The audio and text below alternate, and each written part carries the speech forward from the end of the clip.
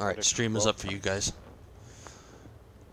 Alright, so here's what we're going to do. One of the traditional ways that we see this map go is if we push everybody onto one side of the tracks, give up 1-2 line, we come to the opposite side of the railroad tracks. So we're going to head over to Juliet 7, Juliet 8.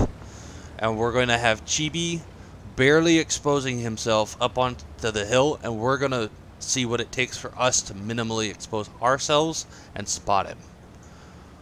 Sounds pretty hot. So, I was thinking the same thing. one of the things that you guys need to be paying attention to when you're driving a light tank is, what is my job? Am I scouting forward? Am I on the move? Trying to help an advance? Okay, then I need to be looking at this terrain. What can I use to my advantage to hide myself from the enemy? If I know my enemy's on the other side of the railroad tracks, I want to hug these railroad tracks then. Because that way I've got a solid object. They can't spot me until it's time for me to expose myself. And I'm going to take that for whatever level I need to. So I can get my gun where that's the high point, and that's all I'm going to expose. And I should be able to spot Chibi. So in this case, it's the turret. So how much, you just spotted me there, Chibi, how much of my tank is exposed right now? I've got your cupola. Exactly. So I'm exposing so little of myself that he might get a lucky shot on my cupola, or he very well might miss. In which case, go ahead and fire at the train car to my side. Boom. He just got lit. So he potentially could have done damage, but it's not likely with RNG that he's going to get that shot. So in that case, I have just exposed a Batchat 25 ton up on top of the hill, which gives my team potential shots. Prokhorovka, there might be an Artie on our team. Artie can now pound that Batchat 25 ton on top of the hill. So you need to be very careful about, okay, where am I trying to spot? I'm trying to spot across the tracks. How little can I expose and accomplish the job that I need to do? One of the important things playing as a light tank, and this is one of the things that's similar with Batchat when they're put into a spotting position, is preserving your hit points and keeping yourself alive so that you can keep performing that function. This is true for Clan Wars, it's true for puppies. If you're dead, you can't spot. Therefore, you're doing yourself a disservice to your team. So let's... Something you have to keep in mind here, guys, is that the Batchat sitting right here, spotting, is never going to shoot at you. Exactly. He shouldn't shoot at you. Why? Because there's going to be Sturbs or mediums up here that are going to be shooting you. I'm going to sit here and soak up spot damage until you guys are clippable. Because of the fact that eyes need to stay alive, and two, the camo that he's using, the minute he shoots, that camo drops. And I'd like to point out, look at where Black Warhawk is. I haven't moved. Right, he's going to come up behind me and light me. And that's what it's going to take. Yeah, it's magical that I haven't spotted you. So that... And unlike Zlange, I'm not running any advanced equipment. I'm not running a camo net. I'm not running Binox. I'm just running standard optics and bunts with a horizontal unlying drive. That and food should be a illustration to you as to how effective that camo, that bush that he has, that he's using, if he's using it effectively, it makes it that much harder. But go ahead and stick one of your points past that bush there, Chibi. Look at how just exposing his copula around the corner of that bush where it became exposed. It wasn't my cupola, it was my rear end. When I came around the backside, Devil's got me lit from the side. I gotcha. So when he has that one point exposed, it doesn't matter. The rest of that bush might as well not be there. So be very careful about how you're setting yourselves up inside those bushes for cover. So let's come over to some of these bushes so that you can see that when you are in the position of, okay, I'm trying to hide. So if I'm trying to set up in a bush, I need to know that A, this bush is going to be big enough to hide my tank. So this bush is just barely big enough for my tank. If there was somebody behind me, that back point would be exposed. So if I'm trying to spot forward across the middle of the map, this is fine. If I'm trying to do this for a wide point, one of the other more common places over at Echo 1, it's not going to work because if somebody puts a heavy tank on that middle ridge, guess what? That back point is going to get exposed. So you need to be thinking about the camo value that you've got to work with, your cover that you're going to try and use to accomplish your job. Whatever that caller says, hey, I need this area lit. So in this case, if I want high ground over here, it'll allow me to spot the middle, because I'm going to have tank destroyers in the back for support. I'm not saying use this bush specifically when it comes to Clan Wars, but look at how it covers my tank. There is nothing exposed as far as those points on this bush. And I can use the right button on my mouse so that I can pan my camera around and check this. Nothing is exposed. You remind me of Obi-Wan Kenobi, because you have the high ground. Yes. So go ahead and drive your tanks inside of a bush and check and see how and what it takes to position that tank where those points are hidden. Because good light tanks can be charging in at full speed, know when to cut the brakes, whether they do a little tap into their bush and then get set up in position where they're hidden. And then they'll make those adjustments as necessary. Because when you're in a competitive situation, Clan Wars, etc., if you accidentally overexpose, it's a race between those two light tanks, and you might just get lit for that mistake, and you're probably going to get killed because it's a focus fire situation. Puppies, not as much. Can, but not as much. So, do you guys see how it's important to hide your tank? Now, let's look at EDK. He's got a special little bit of a circumstance here. He's got a little bit of a bush just off to his side here that's hiding the side of his tank, keeping that from being exposed. The only part that's exposed is the part to the red line, but an enemy tank can't come from that way, so he's effectively fully camoed. Unless something comes from behind, then he's got a little sliver. But he's going to have his tanks behind him.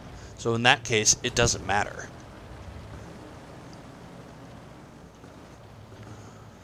So that's how we're talking about passive. This is called passive scouting, where you're setting up in one location, you're not moving, you're getting that spotting damage for your team.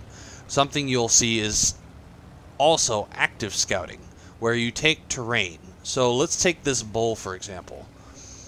This bull, if I'm exposing a limited section, I'm going to ride this terrain where all I'm exposing is either my capula, if I'm able to do this effectively, or I might do it poorly and it might end up being my gun.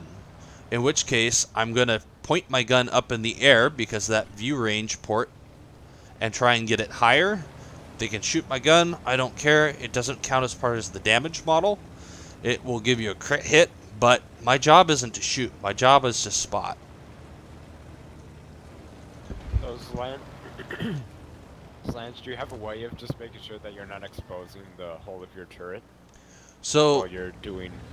Usually, one of the ways that you would do that is you would go into a training room with a buddy, and you'd say, hey, go set up over here at such and such place. And so, Chibi, I'm going to go ahead and pretend I'm doing the middle ridge run across, all the way across over the train tracks. Go ahead and tell me how much I expose.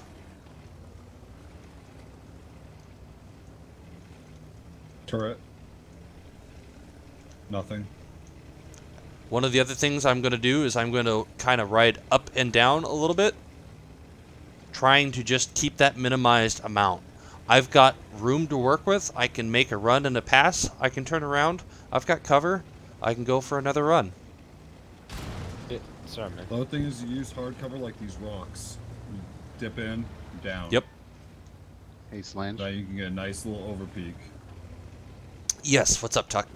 So, something that you're not mentioning and you do just probably subconsciously, you lower your camera angle so that you have a better idea of how far you can approach the top of the hill. Yes, okay, let's talk about that. Thanks, Chuck.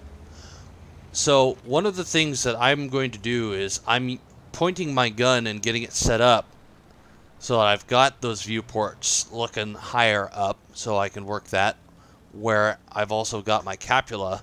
So just in case I overexpose, I'm still working those points as best as I can. Can you, I'm missing something. You're telling me that your viewport is off the muzzle of your gun? One of them. Yes, one of them. Not the tip of your Not the gun, tip, right not where the brake right is. where it The connects matlet. to your Come here. turret. Who Yeah, asked that your question? matlet, Who asked that okay. question? Who asked that question? Ed. Ed, where are you at, Ed? Hold on, I'm gonna come find you. I'll show you. I'll point it out to you. Yep. Devil name. Over. I got it right by Sam. Okay. Straight ahead of you. So literally, look. I want you to watch where I'm putting my barrel. Okay. Yeah, the mantlet. Okay. But you see where my gun's pointed at directly? That's Yeah. literally your viewpoint. There's- right there. That is Okay. literally the order. Yep, you've got those Okay. little circles there inside that mantlet. Those are your On viewports. mine, if you look at my tank, it's literally just to the left of my gun. Yep. Right? That's literally the point at which you're spotting from. Oh. And also The on capula, top yeah. of the turret. Top So, turret. so by raising your gun, you're actually raising the mantlet a little bit. Yes. Yep. Okay, now I understand. Yep. Got Good it. question. All right, so one of the other things that I can do is I can get a point of reference. So I can look at this terrain in relation to my tank by changing my camera angle. Tuck is right. It's something I've come to do second nature because I play light tanks and Batchat 25 ton as much as I do. Playing that spotting role, it's something you learn to do. So I'm going to be doing the best that I can to figure out, okay, I want to be about parallel with my tank, so I'm going to drop my camera angle. As you can see, the angle that it puts up my gun without the camera in that free-floating view, I put my gun up pretty high, almost to max elevation in my case. And it allows me to be fairly in line with the hull, and I get a better idea of how much I'm exposing my tank. So right now, capula, a little bit of turret, and terrain's changing, and so that means I have to drop down on the hill a little bit. I'm a little low and a little high now because change in the terrain. So it's something that you really have to practice at because you still have to drive your tank in an active spot situation like that. You have to be able to read your minimap. Yes. You're doing minimap driving because you can't visually see where you're going.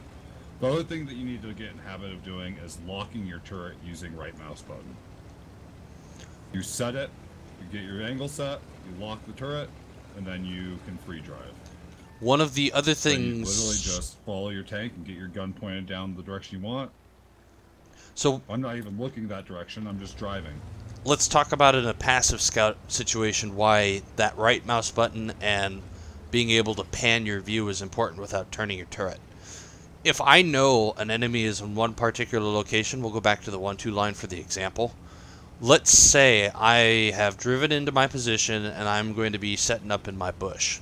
If for some reason I were to get spotted, it is important that I don't have to wait the time for my gun to turn from where I was looking. Because if my gun is set up in this position, it has to come up a little bit. The amount of time that takes versus turret traverse is nothing.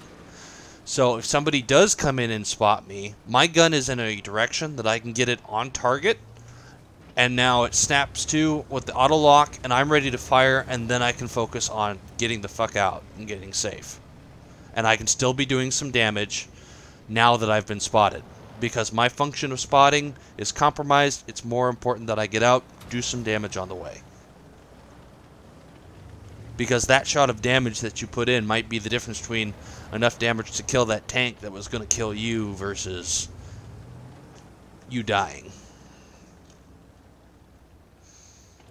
And I would also tell you, it's more important to do the auto aim rather than be focused on that penetrating shot, especially in that scouting function. You want the shot to penetrate, don't get me wrong, but you need to get the fuck out. You don't have the time to sit here, stop, oh, I'm going to take my shot, keep going.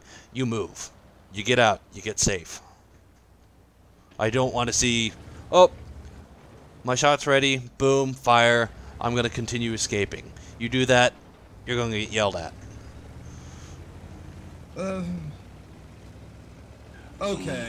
Okay, hold on. So there's duality to that statement, right?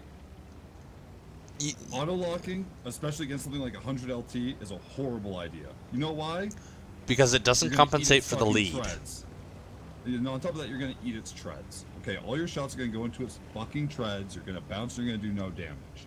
So I would rather you not worry about shooting at all and just GTFO if you're not going to aim. If you're going to aim, then aim.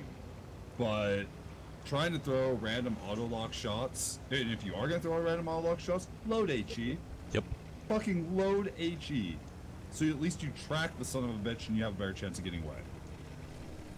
But do not, like, auto-locking, God, Are you a clipper flying around in a bat chat? And even then, that's playing baddie. Like, no, auto-locking is like a dirty word.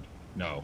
No, no, no, no. The good players... Maybe in a light tank, maybe with HE. The good players, like Simp, those guys, he's correct. Auto-lock is a dirty word in that case. And those guys are literally running around in third-person view using the little dot for their cursor. And they're manually aiming every one of those shots. Something else I've heard is if you're going to approach a hard cover that you're hiding behind, that it's sometimes useful to turn your turret 90 degrees to the enemy so as to get the spotting the matlet of your turret. Alright, so let's talk about that.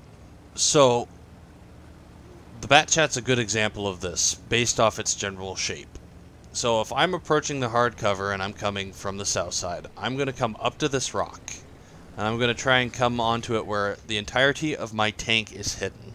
So let's say there's something directly north. I'm trying to spot that northern base. In the case of the Batchat 25 ton, I'm going to take my gun and I'm going to just stick it 90 degrees. I'm going to lock it. And I'm going to try and set myself up where I'm literally exposing that point. That is the viewports on my gun mantlet, and that's it. I don't want any more exposed than I have to. So that turns into something like this, so that I'm not exposing that side point, and I'm trying to hide that little rear point. So if I can do this and I can hide my rear point behind the rock and get that gun point out, then I can get the view with as little exposed as possible. Does that make sense, Dragon? Yeah, that's what I think I was saying. So that's the application to that. And yes, it is important. You're giving them as little to shoot as possible. I think it might look more like here what I'm doing here is more like this, where they're, because when your tank's turned this way, then you're exposing your front too. So one of the things that you need to think about for hard cover like this, for hard cover, anything directly behind this hard cover, I can't see. So if I'm doing that 90 degrees, I can see off to the side, but I can't see anything behind it. And two, there is a... Well, wait, no, can't you see? User left your channel. Okay, do that again. Now pull back a little bit. Yeah, you know what? Your turret is so far back on your, your matlet is so close to the center of your tank. It's so different from a tank like this, where the matlet is just basically hanging over the side of the tank. That's one of the distinctions you need to make about your tank. You need to be looking at the geometry of that tank and how much exposes and what doesn't expose.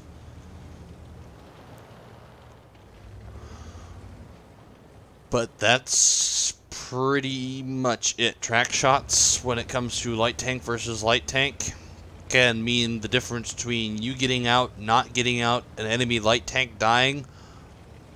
Let's talk about one other feature that everybody in a light tank should know how to use. Your space bar. The W key. Oh. So, like, seriously, you want to talk about, so every time I go to make a run, okay, in something like this, for example, if I come up here, I shoot for hard cover, right? Especially when I'm doing these crush ridge runs. First thing I do is I come for it, I slam that spacebar key, get my ass turned, get my lights, and go right back down the other side. Yep. ride the ridge, come back in at an angle to the next hard cover, smash that spacebar, turn my tank, back down. That way I'm getting over the ridge just enough to get my spots, and then I'm presenting a small enough target that the odds of me getting hit are reduced. Because I'll show you. Also, when you're juking a light tank, that spacebar key is going to be the difference between you winning and losing. I don't know how many times I'm getting assaulted in my ELC even 90, my bat chat, whatever. And the first thing I do, especially after I started timing those shots, is smash that freaking spacebar key just to give a small stopgap and turn slightly. And then all of a sudden they're missing. Yep.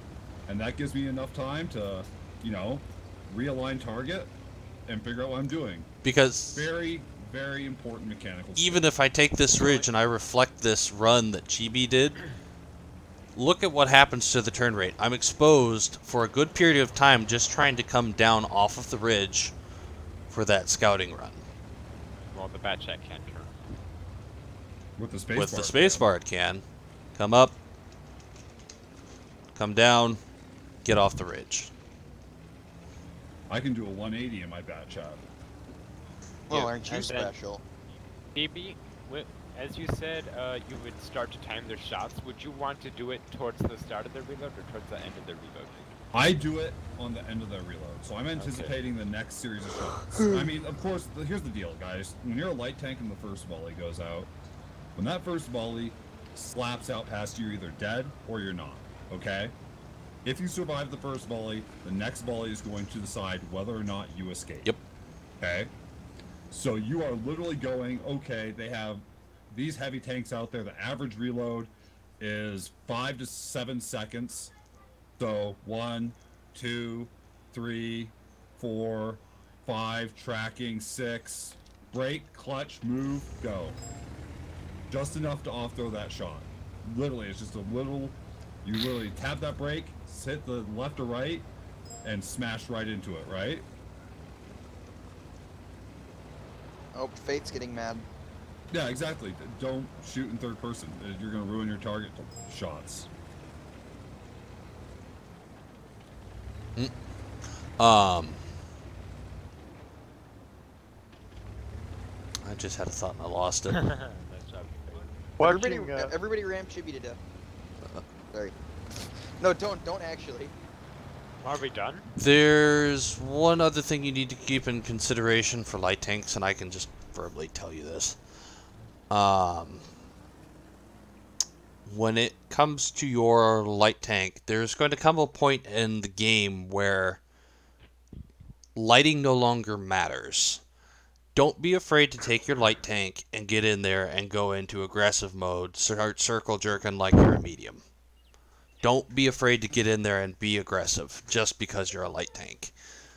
Be aggressive. There are specific times for that.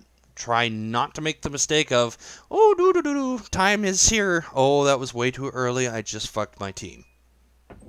Okay, that's exactly why I can't play light tanks. Like, how do you determine when that time is then and versus now? when too aggressive. everybody else is kind of thinned out a little bit. Yeah, basically what happens when you... This comes back to Hazar's conversation about winning in detail. When you have created enough overmatches where you've got an overwhelming force where you've seen those teams where you've got that surge where it's, oh god, I can't stop that side, it's coming. This game is fucking over. Even though there's still tanks left to be killed, that's usually the time where you can go, oh, yep, it's pretty definitive as to what this is. It's going to take some pretty shitty play to get this to turn back around in their favor. That's usually about the time where, okay, everything's spotted, know where it is, there's no questions anymore. We've got this surge going through. I'm going to hop in line with it. Heavy's gone around, taken the shot, boom, time to go. Get in, get the shots, get the damage. One of the more inspiring uses of the handbrake turn is a quickie baby on a south spawn at Lakeville, running up to the bushes, fast, full speed, slamming on the brakes, hitting doing a handbrake turn, coming to stop inches from death in the lake, with his gun all pointed in the right direction, and his tank ready to escape. So that's You're another. trying to User circle joined your someone. channel. That's an. Using a handbrake or let go of the gas to circle someone so you get ahead of their turret is another way of doing it too. Yeah. But one of the other things is, as a light tank player, be thinking about your routes. Be thinking, okay, this is my job right now, but where am I going to go if shit hits the fan? Have that planned out ahead of time. Because if you're sitting there and all you're doing is lighting things, that's your job, then be thinking about that. Okay, what happens if I do get spotted? Where am I going to go? What's the best way for me to get to cover? How am I going to stay alive? And be paying attention to the minimap. You can see if a light tank is pushing a particular area, you can see if you're going to get spotted early on or not, based off his course and understanding the mechanics. Be confident enough in those mechanics and that understanding that you know, okay, this bush is going to keep me from getting spotted as long as he doesn't come over to said point. Oh, it looks like he's going to come to said point. I'm going to get set up and ready to go already.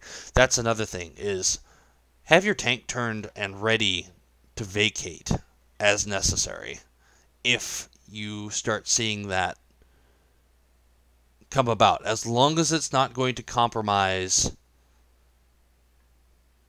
your tank. So if it puts that point outside of the bush, then don't do it.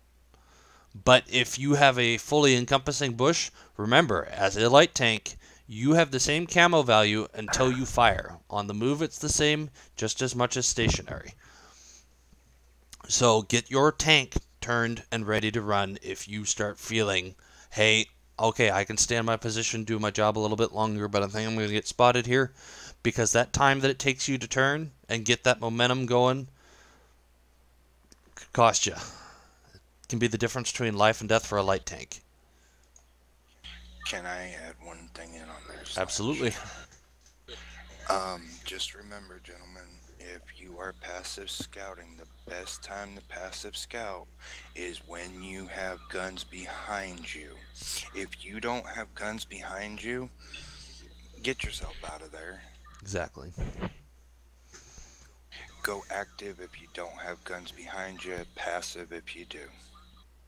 So there's kind of a fine line that goes with that comment.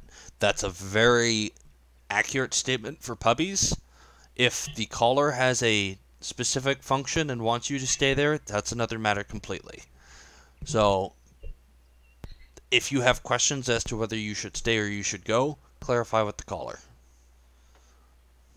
Yeah, a single light tank looking like he's spotting for friends can stall a flank when everybody else is actually, when there's nobody even to support the light tank. And if the enemy sees a light tank, they're going to think that there's people backing There is a big mentality that goes with that, yes. That is correct. That people don't like to get spotted, because usually if you see them and they can't see you, they get pretty, oh God, what's back behind them? That is true.